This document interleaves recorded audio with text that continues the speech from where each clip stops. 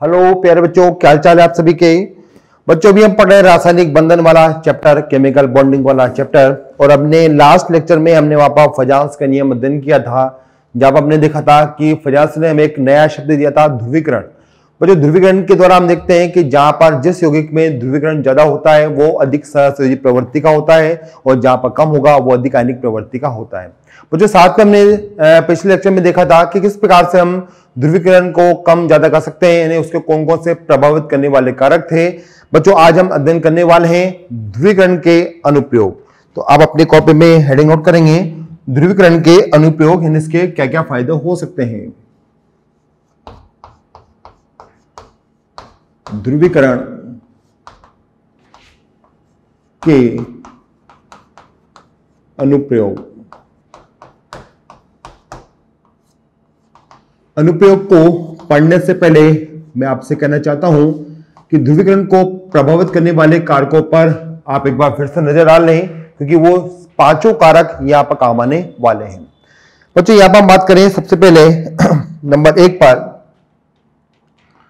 कि यदि मुझे आयनिक यौगिकों के अंदर सहसंयोजक लक्षण ज्ञात करने हैं तो मैं वहां पर ध्रुवीकरण का प्रोसेस चेक करूंगा कि कहां पर ध्रुवीकरण अधिक है। तो ध्यान रखेंगे, यदि मुझे सहसंयोजी लक्षण ज्ञात करने हैं, सहसंयोजक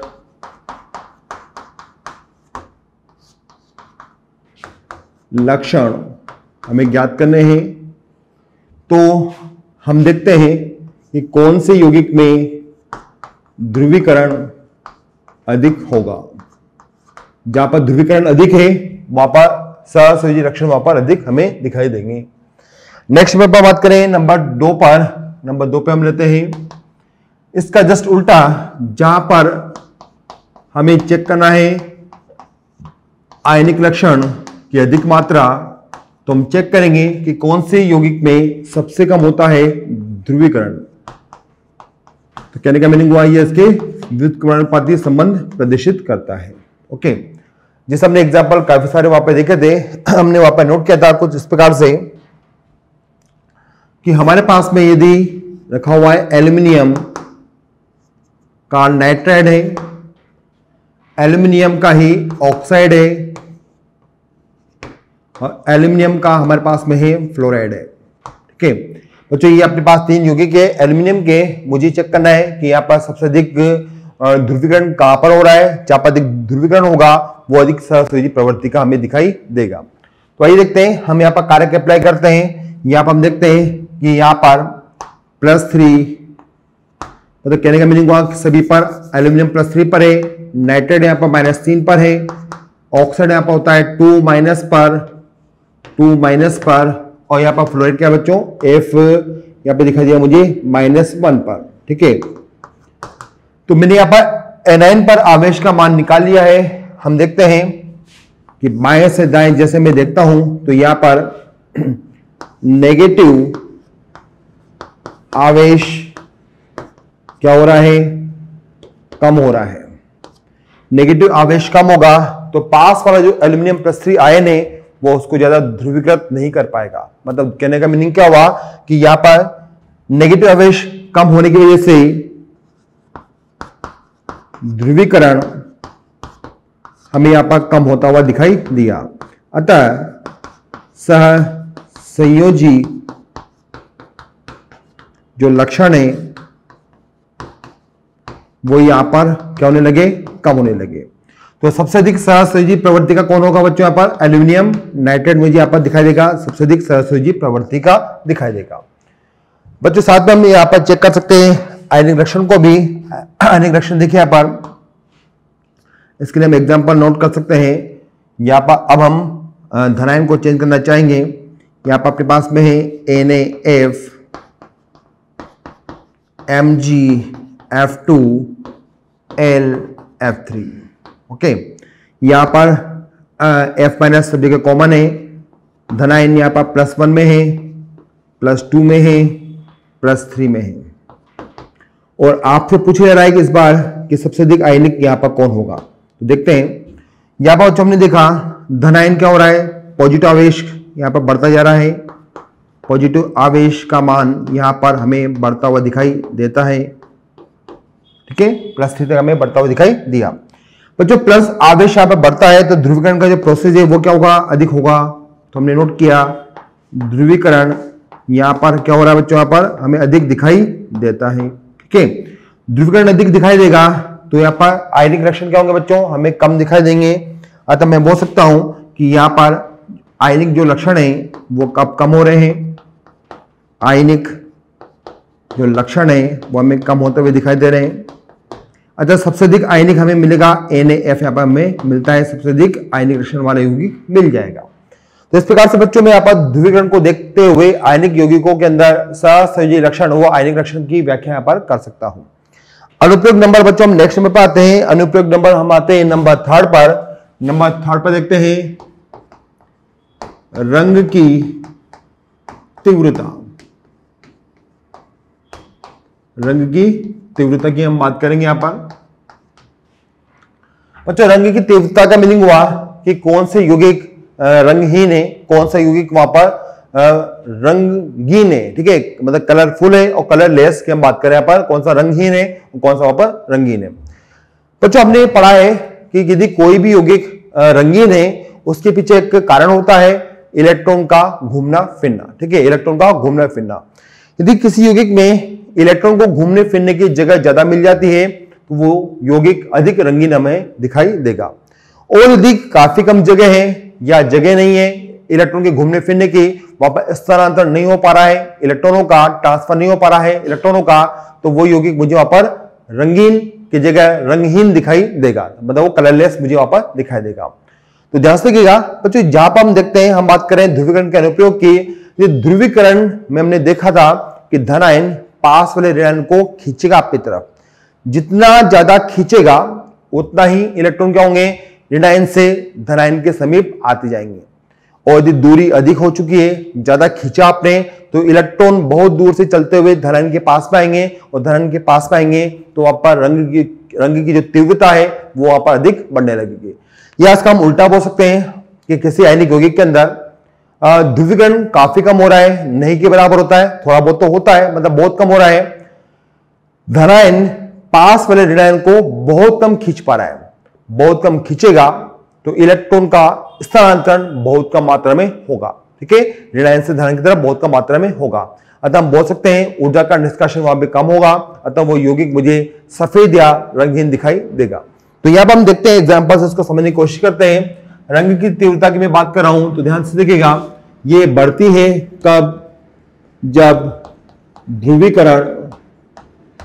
ध्रुवीकरण क्या होता है, बढ़ने लगता है। कैसे देखते हैं, एग्जांपल अपने पास में है, यहां पर है AgCl है, AgBr है, AgI है, तीन यौगिक मैंने यहां पर लिए हैं। इनके रंग की मैं बात करूं तो यहां पर मुझे दिखाई देता है ये सफेद रंग का है। AgBr यहां पर हल्का पीला है, हल्का पीला रंग का है, और यहां पर ये गहरा पीला रंग का है।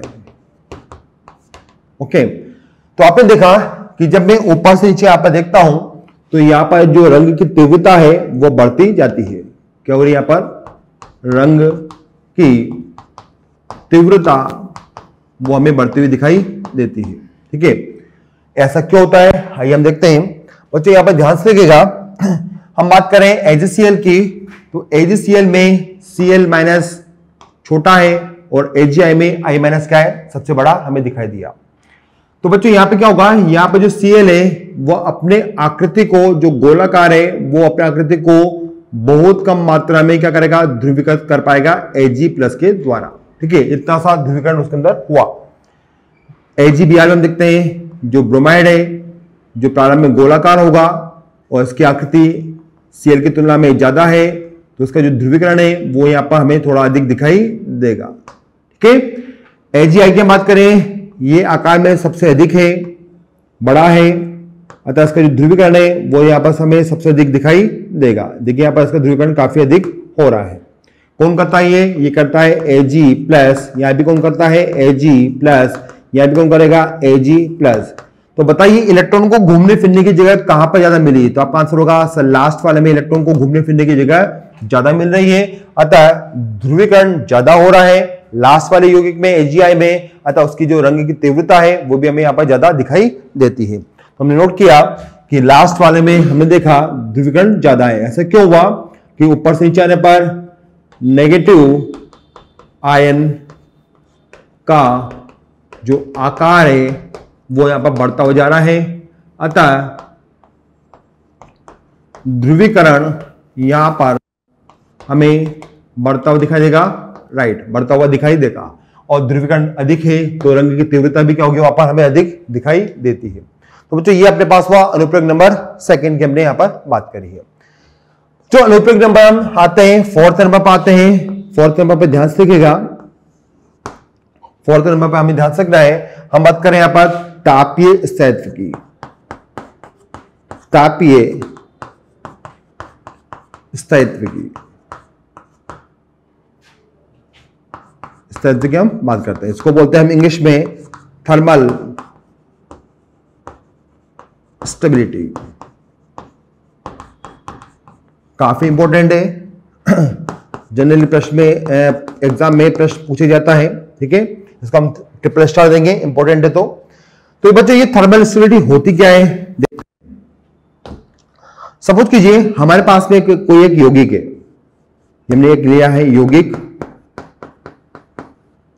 जहां पर बहुत सारे परमाणु यहां पर मिलकर इस यौगिक का निर्माण करते हैं। अब हम क्या करते हैं बच्चों, इस यौगिक को ऊर्जा प्रदान करते हैं, और जब मैं इसको ऊर्जा प्रदान करूंगा तो ये यौगिक क्या होगा बच्चों, यहां पर विभिन्न प्रकार के अणु परमाणु में विभक्त हो जाएगा। नहीं क्या हो गया, क्या हो चुका है, ये हो चुका है विघटित हो चुका है, विघटित हो गया। तो बच्चों यहां पर हमने देखा कि इस यौगिक को मैंने ऊर्जा देकर क्या किया, अलग अलग भागों में यहां पर तोड़ दिया है, इसको विघटित कर दिया है। अब मुझे देखना है कि यहां पर जो हमने ऊर्जा का जो मान दिया है वो काफी कम है या काफी ज्यादा है। बच्चों जिसके लिए यदि आप इस यौगिक को अधिक ऊर्जा देकर तोड़ा है तो हम बोल सकते हैं कि इस यौगिक की जो तापीय स्थायित्व है वो काफी अधिक है, यानी काफी मजबूत था, हमें यहाँ पर बहुत अधिक ऊर्जा देनी पड़ी।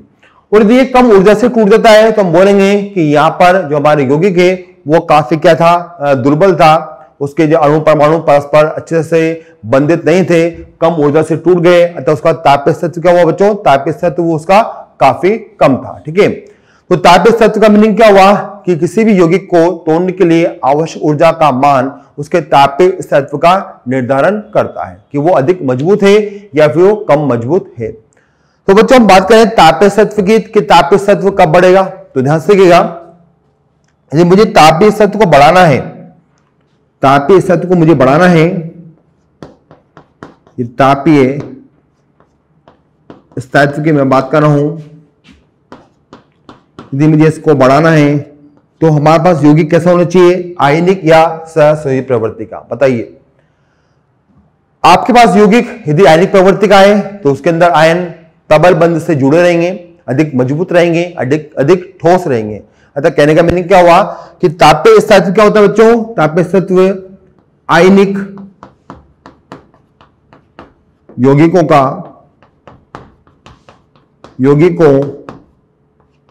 का अधिक होता है, ठीक है। और ये व्युत्पन्न पाती होता है किसके, सहसंयोजक यौगिकों के, सहसंयोजक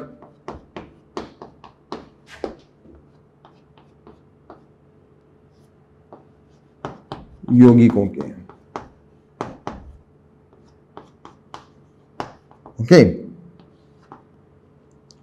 तो जो यौगिक सहसंयोजी है उसका तापीय स्थायित्व कम है, जो आयनिक है उसका तापीय स्थायित्व क्या बच्चों हमें अधिक दिखाई देगा।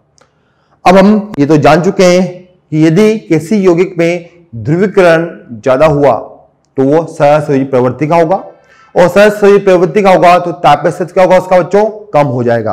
अतः मैं तापीय स्थायित्व और ध्रुवीकरण में यदि संबंध निकालना चाहता हूं तो देखिए यहाँ पे क्या संबंध निकलेगा, संबंध यहाँ पे निकलेगा कि यदि तापीय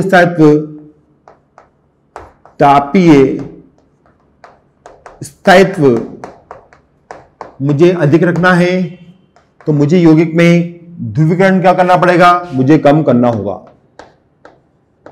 ध्रुवीकरण मुझे कम करना होगा। ये ध्रुवीकरण कम होगा तो प्रवृत्ति क्या होगी, वहां पर हम देखते हैं कि आयनिक जो लक्षण है वो यहां पर बढ़ जाएंगे। ठीक है, तो हमने देखा कि जिन यौगिक के अंदर ध्रुवीकरण कम होता है वो अधिक स्थायी माने जाते हैं, उनको तोड़ने के लिए हमें अधिक ऊर्जा की आवश्यकता होती है। बच्चों यहां पर हम बात करें तापीय तत्व की, तो तापीय तत्व को पढ़ने के लिए मुझे इसको दो भाग में बांटना होता है। तापीय स्थायित्व को हम पढ़ना चाह रहे हैं, यहां पर विभिन्न प्रकार के यौगिकों में इसका हम क्रम देखेंगे अभी। तो तापीय तत्व को हम दो भागों में पढ़ेंगे, नंबर एक और नंबर दो। नंबर एक में क्या होगा बच्चों, नंबर एक में हम देखते हैं कि यदि हमारे पास कोई यौगिक है आयनिक और उसमें जो ऋणायन है वो बहुपरमाणुक प्रकार का है। बहुपरमाणुक का मीनिंग क्या हुआ कि वहां पर एक से अधिक परमाणु उपस्थित है। तो हमने बोला कि यदि हमारे पास में यहां पर धनायन तो है सही, धनायन के साथ में जो ऋणायन है, जो नेगेटिव आयन है वो कैसा है, वो यहां पर अपने पास में बहुपरमाणुक है,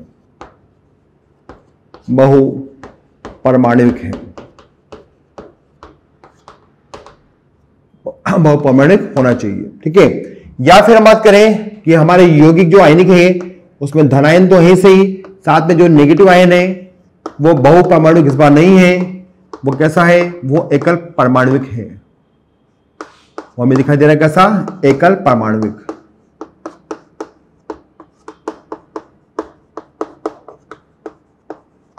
ओके, तो या तो एक परमाणु वाला होगा या फिर वो बहुपरमाणुक वाला होगा।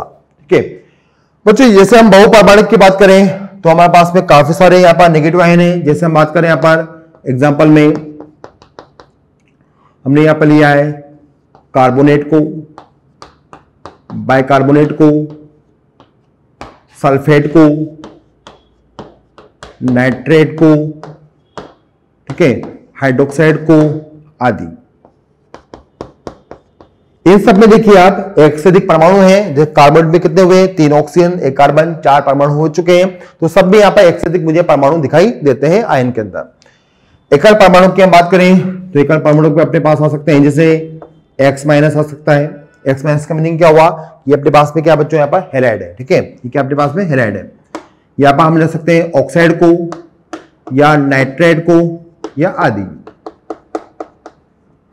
ठीक है, इन सब में हमें दिखाई देता है, मात्र एक एक परमाणु हमें दिखाई देता है। बच्चों यदि हम बात करेंगे कि यदि मुझे यौगिक में दिखाई देते हैं बहुपरमाणुक आयन दिखाई देते हैं, नेगेटिव आयन वहां पर बहुत सारे परमाणु से बना हुआ है, तो मैं वहां पर ध्रुवीकरण को अप्लाई करूंगा, ध्रुवीकरण को वहां पर मैं लगा दूंगा और ध्रुवीकरण देखते ही मुझे वहां पर तापीय तत्व मुझे याद आ जाएगा कि उसका बढ़ाना है या घटाना है। तो देखिए इस वाले केस में हमें क्या करना है, जहां पर बहुपरमाणु यौगिक है वहां पर मुझे तापीय स्थायित्व की बात करनी है और ये निर्भर करेगा ध्रुवीकरण पर। और ये ध्रुवीकरण की क्या होता है, व्युत्क्रमानुपाती होता है। तो हमने पढ़ा है जितना कम ध्रुवीकरण उतना अधिक आयनिक लक्षण, और जितना अधिक आयनिक लक्षण उतना अधिक तापीय तत्व पर हमें दिखाई देने वाला होगा।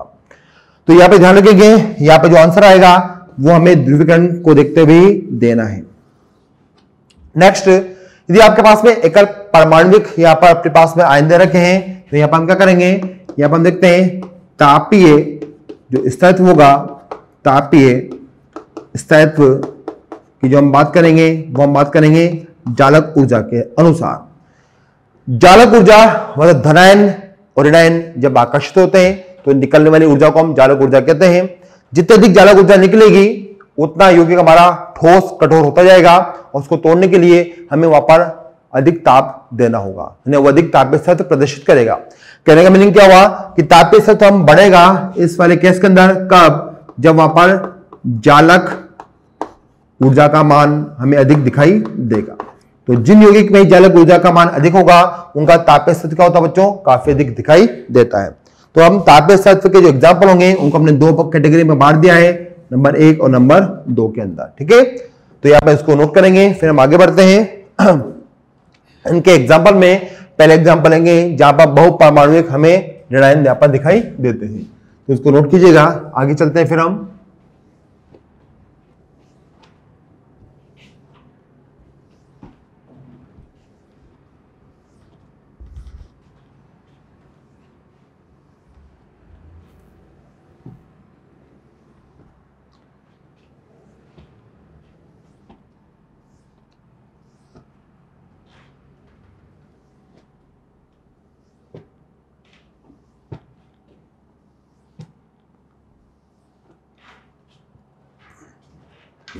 तो हमने एग्जाम्पल फर्स्ट स्टार्ट किया है ताप तत्व के लिए। एग्जाम्पल नंबर ए लिखा हमने। यौगिक में धनायन तो होगा ही सही, साथ में क्या है, बहु परमाणविक यौगिक या परमाणविक ऋणायन है।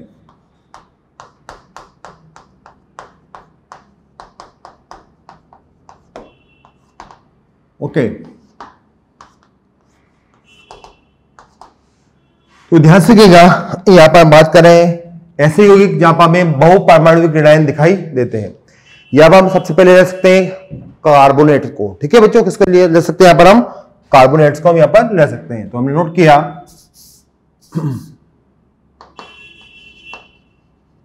कार्बोनेट्स।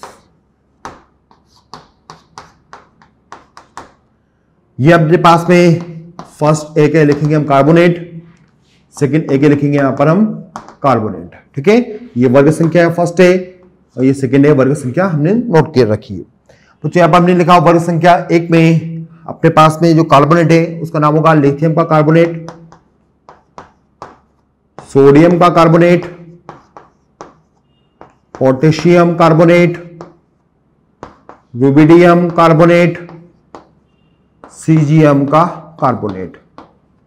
ओके, सेकेंड ए पे आते हैं। सेकेंड ए में अपने पास है beryllium carbonate, magnesium carbonate, calcium carbonate, strontium carbonate, barium carbonate.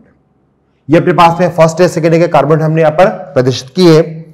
ध्यान से रखिएगा, दोनों के लिए एक ही प्रकार के हमें एग्जाम्पल दिखाई देते हैं यहां पर। तो यहां पर दोनों के लिए हम कॉमन चीज नोट करेंगे, इसके लिए भी और इसके लिए भी। यहां पर चलिए देखते हैं कॉमन चीज में क्या क्या आ रहा है। ध्यान से कि बच्चों दोनों केस में हमें जो ऋणायन है वो दिखाई दे रहा है कॉमन, और वो क्या है बच्चों, बहु परमाणुविक प्रवृत्ति का हमें यहां पर दिखाई दे रहा है। यहां पर कार्बोनेट में काफी सारे परमाणु हैं, 4 परमाणु हमें दिखाई देते हैं कार्बोनेट के अंदर। एक कार्बन है, 3 ऑक्सीजन है। ध्यान से सुनिएगा बच्चों, यहां पर बात करें कि यदि मैं ऊपर से नीचे आता हूं तो दोनों ही केस में धन आयन पर आवेश का मान तो बराबर है।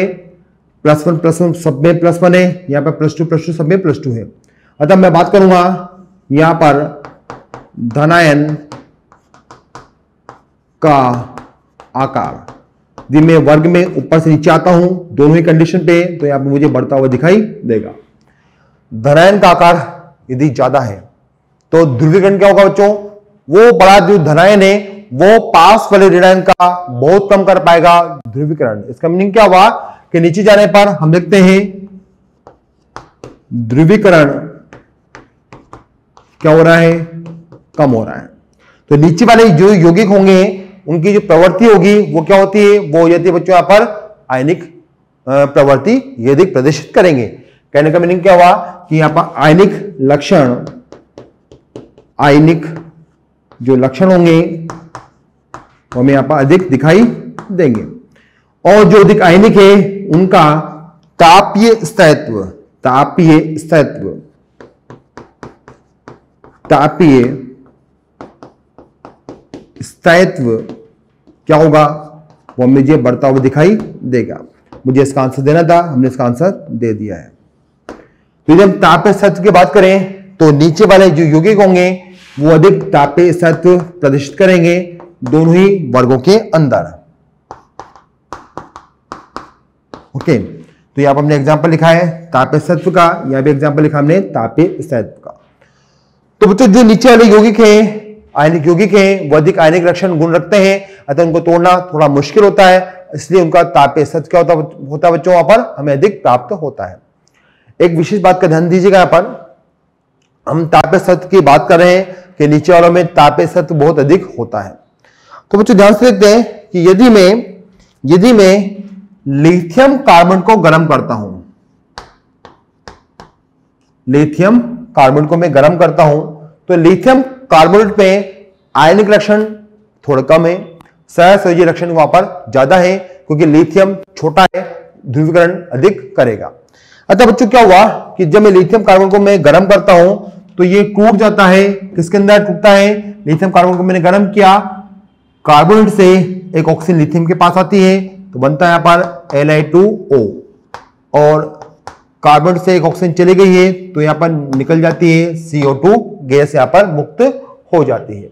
तो हमने देखा कि लिथियम कार्बन को जब मैं गर्म करता हूं तो वहां पर धातु का ऑक्साइड और CO2 गैस निकलती है, और वो इसलिए टूट गया क्योंकि वो सहसंयोजी प्रवृत्ति का है। ओके, क्योंकि उसमें ध्रुवीकरण की मात्रा अधिक थी। बच्चों ये हम आगे इनको तोड़ना चाहते हैं। फर्स्ट वर्ग में मैं यदि आगे इनको तोड़ता हूं तो मैंने इन सबको गर्म करना प्रारंभ किया और मैं काफी लंबे समय तक इनको गर्म करता हूं, काफी देर तक इनको गर्म करता हूं, लेकिन ये सभी कार्बोनेट जो फर्स्ट ए के हैं इनको आप कितना ही गर्म कीजिए, कितनी देर तक गर्म कीजिए, ये कभी भी टूटेंगे नहीं, बस ये गर्म होते हैं, कभी भी ये विघटित नहीं होते हैं। तो हमने क्या आंसर दिया कि जितने भी कार्बोनेट अपने पास में हैं ये क्या होते हैं? ये ताप से विघटित नहीं होते हैं, ताप से विघटित नहीं होते हैं। तो ये विशेष बात याद रखनी चाहिए हमें यहां पर कि फर्स्ट ए वर्ग में यदि मैं कार्बन की बात करूं तो लिथियम कार्बन ही टूटता है, जबकि सोडियम, पोटेशियम, रुबिडियम, सीजियम के जो कार्बोनेट है वो कभी टूटते नहीं है, क्योंकि वो अधिक स्थायी होते हैं, उनमें आयनिक लक्षण अधिक होता है और उनको तोड़ने के लिए इस ऊर्जा से काम चलने वाला नहीं है। यदि हम बात करें सेकंड ए फर्स्ट ए की तुलनात्मक अध्ययन करें तो लिथियम में +1 होता है, ये +1 प्रदर्शित करते हैं, ये +2 प्रदर्शित करते हैं। अतः इनके जो धनायन है वो ध्रुवीकरण अधिक कर सकते हैं। अतः मैं बोल सकता हूं कि जहां पर ध्रुवीकरण अधिक होगा वो कम तापीय स्थायित्व प्रदर्शित करेंगे। अतः फर्स्ट ए के यौगिक जो होते हैं उनमें तापीय स्थायित्व क्या होता है बच्चों? अधिक हमें मिलता है। ये हमने चिन्ह किसका बनाया है? तापीय स्थायित्व का हमने बना रखा है। तो याद रखेंगे कि फर्स्ट ए का तापीय स्थायित्व सेकंड की तुलना में क्या होता है बच्चों? हमें वहां पर अधिक दिखाई देता है। बच्चों यदि हम इनको गर्म करें, यदि हम इनको गर्म करें तो हमें क्या मिलता है? हमें यहाँ पर इनको गर्म करने पे मिलता है धातु के ऑक्साइड और CO2 मुझे यहाँ पर प्राप्त हो जाते हैं। तो जैसे हमने इनको सबको गर्म कर दिया, ठीक है, जैसे मान के चलिए हम बात कर रहे हैं यहाँ पर कैल्शियम कार्बन को गर्म कर दिया मैंने, यहाँ पर लगभग मैंने 900 डिग्री टेम्परेचर लिया है। बताइए क्या बनेगा? धातु का ऑक्साइड M का मतलब क्या हुआ? कैल्शियम का ऑक्साइड बन जाएगा, CO2 बन जाएगा। इसको भी हम आगे गर्म करेंगे लगभग 1100 डिग्री सेंटीग्रेड पर, तो क्या बनता है? स्ट्रोंशियम का ऑक्साइड, CO2 बन जाएगा। ठीक है, नीचे की तरफ आते हैं, बेरियम कार्बोनेट लगभग 1300 डिग्री सेंटीग्रेड पर टूटेगा और बनेगा बेरियम का ऑक्साइड प्लस CO2 बन जाता है। इनको भी जब आप गर्म करते हैं तो ये आसानी से धातु के ऑक्साइड प्लस CO2 बना देंगे। ओके, तो ये था अपने पास में बच्चों कार्बन का स्थायित्व। तो सेकंड ए का कार्बन यहाँ पर आसानी से टूट सकते हैं, विघटित हो सकते हैं, लेकिन ऊपर से नीचे आने पर क्या होगा? तापमान हमें अधिक देना होगा। नेक्स्ट पे बात है बच्चों, यहाँ पर हम देखते हैं बाई कार्बोनेट के बारे में। हमने नोट किया next example by carbonates. Formula क्या है? HCO3- का होता है। यहां पर हम देखते हैं कि यहां पर मेरे पास में फर्स्ट ए के कार्बोनेट है और यहां पर सेकेंड ए के कार्बोनेट है। यहां पर नोट किया मैंने lithium bicarbonate, next sodium bicarbonate, potassium bicarbonate, rubidium bicarbonate, caesium bicarbonate. यहां पर आते हैं beryllium bicarbonate, next magnesium bicarbonate, और आगे लिखते जाएंगे तो मिलेगा मुझे लास्ट में बेरियम बाइकार्बोनेट। इन सब के लिए भी हमारे पास में वही कॉमन चीजें हैं। यहां पर भी हम बात करें इन सब के लिए तो ध्यान से देखिएगा, इन दोनों प्रकार के जो बाइकार्बोनेट है उनमें भी धनायन का जो आकार है वो ऊपर से नीचे आने पर बढ़ता जा रहा है। लिथियम से सीजन तक आकार बढ़ेगा, बेरियम से बेरियम तक आकार बढ़ेगा। बच्चों आकार बढ़ने से क्या हुआ? आकार बढ़ने से यहाँ पर ध्रुवीकरण हमें दिखाई दिया कम, अतः आयनिक लक्षण क्या हुए? आयनिक जो लक्षण है वो यहां पर बढ़ने लगे हैं। अतः मैं बोल सकता हूं कि यहां पर तापीय स्थायित्व क्या होता है? वो बढ़ने लगता है। अतः इन सब में सबसे अधिक तापीय स्थायित्व हमें नीचे वाला दिखाई देगा। यहां पर हमें नीचे वाला अधिक तापीय स्थायित्व प्रदर्शित करता हुआ दिखाई देगा। ओके, तो यहां पर हमने देखा कि दोनों के एग्जाम्पल अब लगभग सेम आने लगे हैं। तो ये वो बच्चों अपने पास में बाइकार्बोनेट का स्थायित्व की हमने बात करी यहां पर। और आपको एक चीज और बताया बच्चों, यहां पर हम देखिए यहां पर कि जब मैं फर्स्ट ए वर्ग की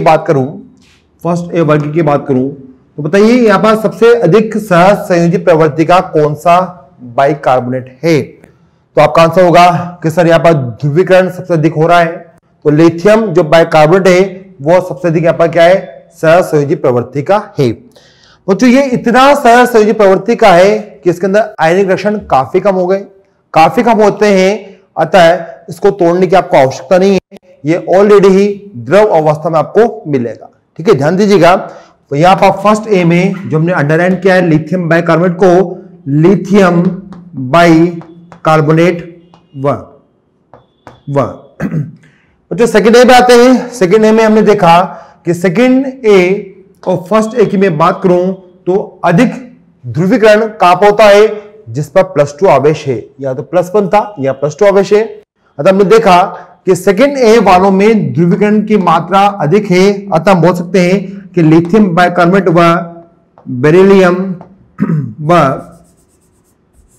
व beryllium magnesium calcium strontium barium के बाइकार्बोनेट हमेशा द्रव अवस्था में होते हैं। द्रव अवस्था में होते हैं। ओके, ये बच्चों क्या होंगे? द्रव अवस्था में होंगे क्योंकि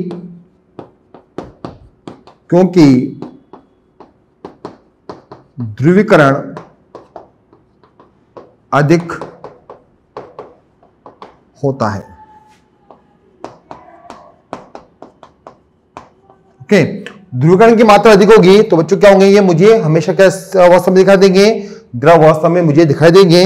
बाकी इनके अलावा जो सोडियम कार्बोनेट है ये ठोस है, ये भी ठोस है, ये भी ठोस है, ये भी ठोस है। ओके बच्चों, यदि हम सोडियम बाइकार्बोनेट यानी कार्बोनेट के बाद यदि हम बाइकार्बोनेट को गर्म करते हैं तो हमें क्या प्राप्त होता है? देखिए, इनको गर्म कर देते हैं तो ये विघटित होते हैं।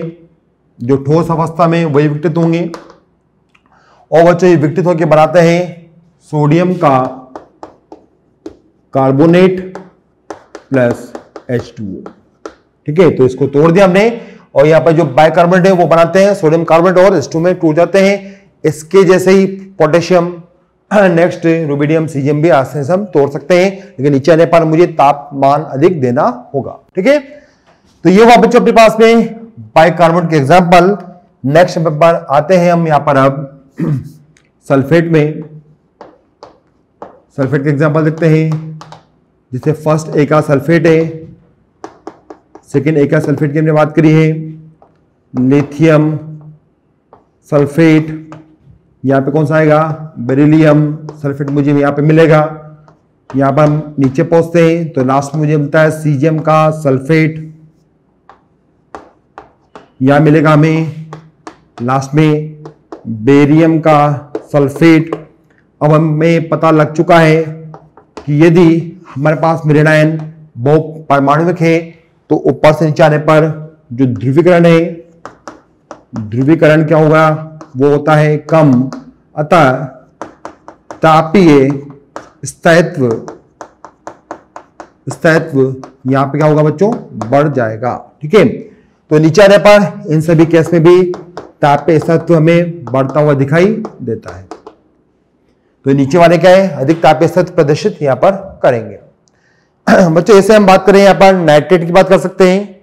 नाइट्रेट वाले केस में हम चेक कर सकते हैं इसको किस प्रकार से, देखिएगा, इसको नोट कर लीजिएगा एक बार।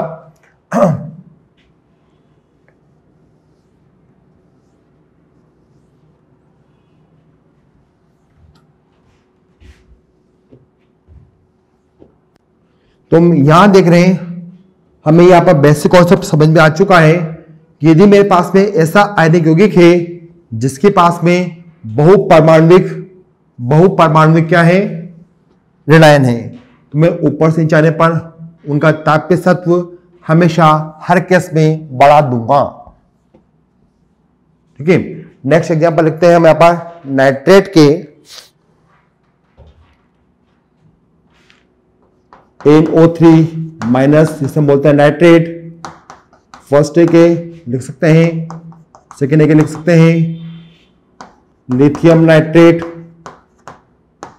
सोडियम नाइट्रेट, पोटेशियम नाइट्रेट और लास्ट में क्या देगा, सीजियम नाइट्रेट।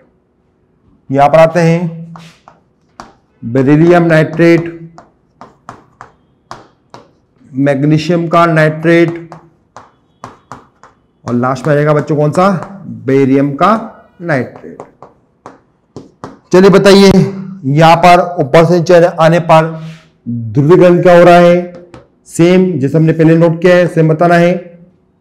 धनायन का आकार बढ़ेगा तो ध्रुवीकरण कम होगा, ध्रुवीकरण कम हो रहा है तो तापीय तत्व क्या होगा, वो बढ़ जाएगा। ध्रुवीकरण यहां पर हो रहा है कम, अतः तापीय स्थायित्व यहां पर बढ़ जाएगा। तो सबसे अधिक तापीय स्थायित्व कौन शो करेगा, नीचे वाले आयनिक यौगिक। ध्यान दीजिएगा, लिथियम नाइट्रेट यहां पर सबसे कमजोर है, इसे मैं कम ताप पर आसानी से यहां पर तोड़ सकता हूं। तो देखिए यहां पर क्या बनता है बच्चों, यदि मैंने लिथियम नाइट्रेट को जो अधिक सहसंयोजी प्रवृत्ति का है उसको गर्म किया तो यह बनता है लिथियम का oxide plus NO2 plus O2 यहां पर बन जाते हैं। इसको बैलेंस कर लेंगे, हम यहां पर 4 नोट करेंगे तो ये बैलेंस हो जाएगा। ठीक है, नेक्स्ट, तो बच्चों आपने देखा कि जो हमारा नाइट्रेट था वो पूर्ण रूप से टूट चुका है NO2 और O2 के अंदर। लेकिन हम बात करें यहां पर कि यदि मैं इनको गर्म करता हूं, यदि इनको मैं गर्म करता हूं तो इनका तापीय तत्व काफी अधिक है, और तापीय तत्व काफी अधिक होगा तो ये अपने एनो बंध को पूरी तरह से तोड़ नहीं पाएंगे। यह क्या बनता है, यह बनता है धातु का नाइट्राइट। क्या बनता है, NO2 बनेगा। क्या बनेगा बच्चों, यहाँ पर धातु का यहाँ पर बन जाता है NO2 बन जाता है। साथ में क्या होगा, यहाँ पर हमें O2 गैस निकलती हुई दिखाई देगी। सेम कहानी यहाँ पर है। यदि मैं इनकी बात करूं तो यहाँ पे भी क्या बनते हैं बच्चों, यहाँ पर भी हमें बनते हुए दिखाई देंगे धातु के नाइट्राइट प्लस O2 गैस बनती हुई दिखाई देगी। क्या ये, इसे बोलते हैं हम धात्विक नाइट्राइट। ठीक है, ये क्या थे, ये थे अपने पास में नाइट्रेट। ये क्या थे, नाइट्रेट थे। तो इनसे जितने भी हमने एग्जांपल लिखे इनसे मुझे समझ में आ चुका है कि यदि मेरे पास में वहां पर कैसा बच्चों, वहां पर बहुपरमाणुविक वहां पर ऋणायन है तो मैं नीचे आने पर उनका क्या करूंगा, तापीय स्तर वहां पर मैं बढ़ा दूंगा।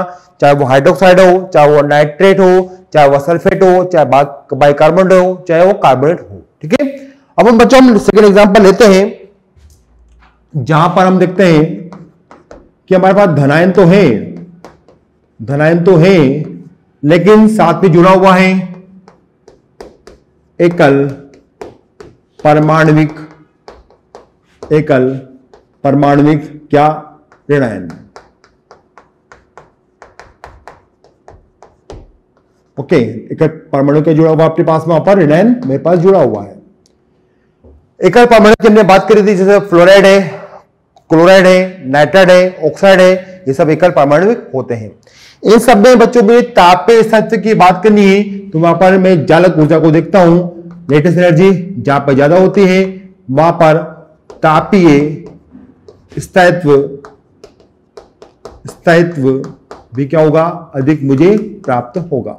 ओके, तो ये कॉन्सेप्ट मुझे यहां पर लगाना है, क्योंकि यहां पर एकल परमाणु है तो चालक ऊर्जा वहां पर ज्यादा प्रभावी होगी, किसकी तुलना में बच्चों, ध्रुवीकरण की तुलना में। ठीक है, एग्जाम्पल पे आते हैं जिसे हमने नोट किया है, LiF, NaF,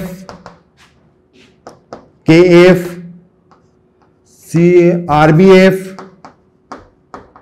caesium fluoride. Okay, next हम बात करें यहां पर beryllium difluoride, magnesium difluoride, calcium difluoride, strontium difluoride और क्या आएगा बच्चों लास्ट में, BaF2। एग्जांपल और भी है अपने पास में, यहां पे ले सकते हैं हम लिथियम का ऑक्साइड, सोडियम का ऑक्साइड, पोटेशियम का, रुबिडियम का, सीजियम का ऑक्साइड, या फिर बेरिलियम का ऑक्साइड, मैग्नीशियम का ऑक्साइड, कैल्शियम, स्टोनशियम, बेरियम का ऑक्साइड। ठीक है, या फिर लिख सकते हैं हम लिथियम का नाइट्राइड, लिथियम के बाद में आ सकता है अपने पास में सोडियम का नाइट्राइड, नाइट्राइड मतलब N, और आ सकते हैं हम आगे सीजियम का नाइट्राइड। सेकेंड वर्ग में मैं बात करूं यहां पर, तो यहां पर आएगा बेरिलियम नाइट्राइड,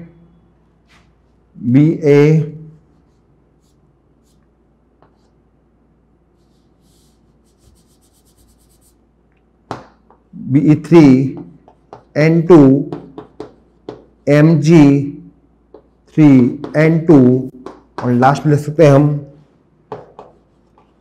बेरियम 3N2।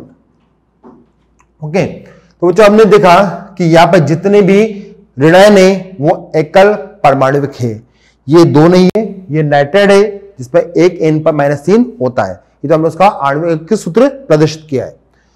तो यहां पर हम देखते हैं चालक ऊर्जा की अब बात करेंगे, सभी केस में बात करते हैं। सभी केस में देखते हैं कि यहां से यदि मैं यहां जा रहा हूं, बाएं से हम दाएं जा रहे हैं, कहां जा रहे हैं, बाएं से दाएं जा रहे हैं।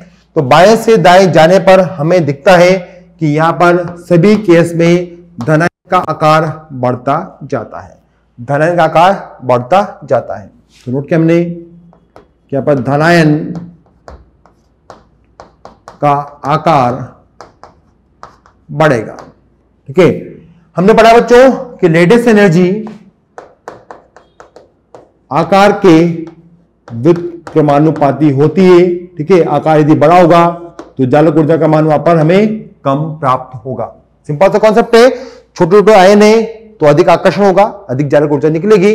बड़ा बड़ा आयन है तो वहां पर आकर्षण कम होगा, कम चालक ऊर्जा निकलेगी। ठीक है, तो भाई आकार बढ़ता जा रहा है धनायन का, तो हम बोल सकते हैं कि यहां पर जो चालक ऊर्जा है, लेटेस्ट एनर्जी है, वो बाएं से दाएं जाने पर घटती हुई दिखाई देगी। अतः यहां पर तापीय जो स्थायित्व है वो आगे वालों का ज्यादा होगा, पीछे वालों का कम होगा।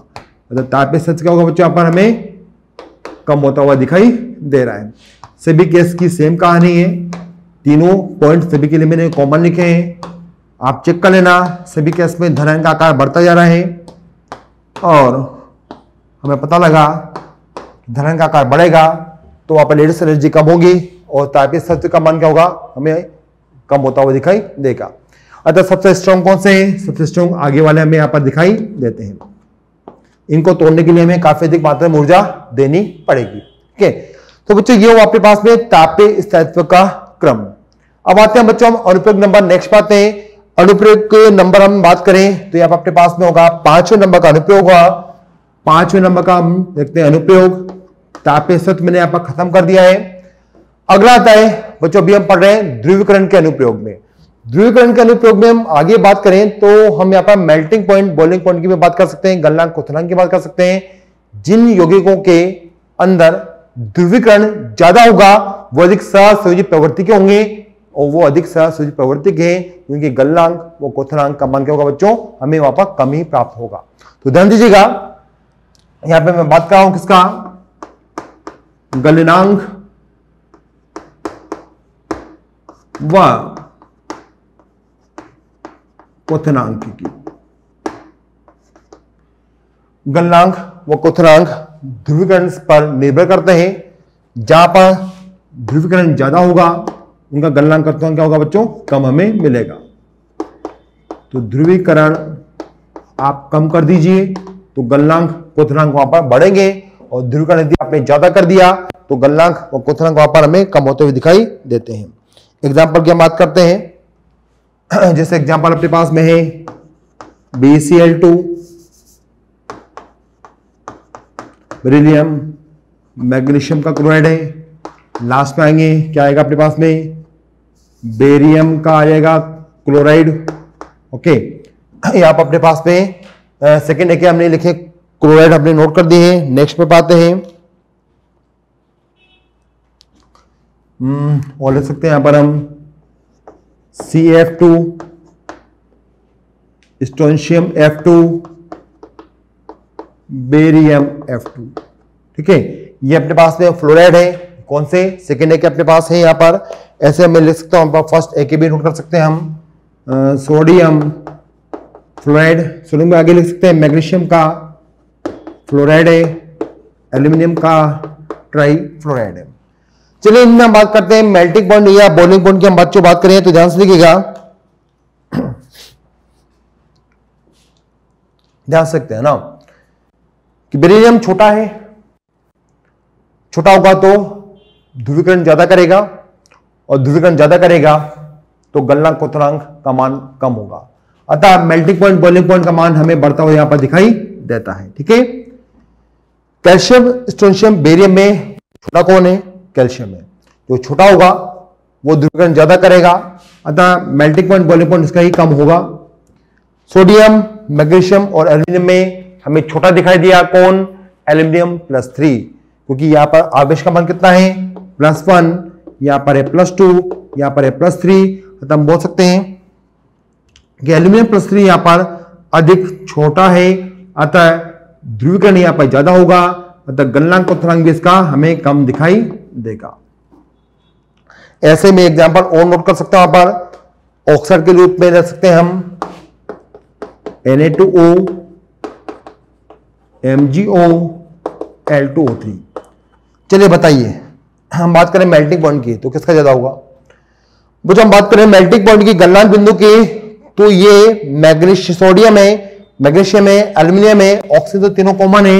ये +1 है, ये +2 है, +3 है। बताइए छोटा कौन है, छोटा हमें दिखाई दिया एल्यूमिनियम +3 छोटा होगा, छोटा होगा तो ध्रुवीकरण ज्यादा करेगा, ध्रुवीकरण ज्यादा करेगा तो यौगिक में सहसंयोजी लक्षण ज्यादा आएंगे, और सहसंयोजी लक्षण ज्यादा आ गए तो उसका गलनांक क्या होगा बच्चों, अपने आप ही वहां पर कम हो जाएगा।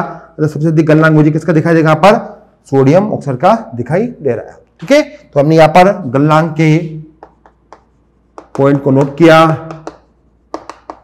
इस प्रकार से मैं मेल्टिंग पॉइंट या बॉइलिंग पॉइंट की यहां पर व्याख्या कर सकता हूं, किसके द्वारा, यहां पर ध्रुवीकरण के द्वारा।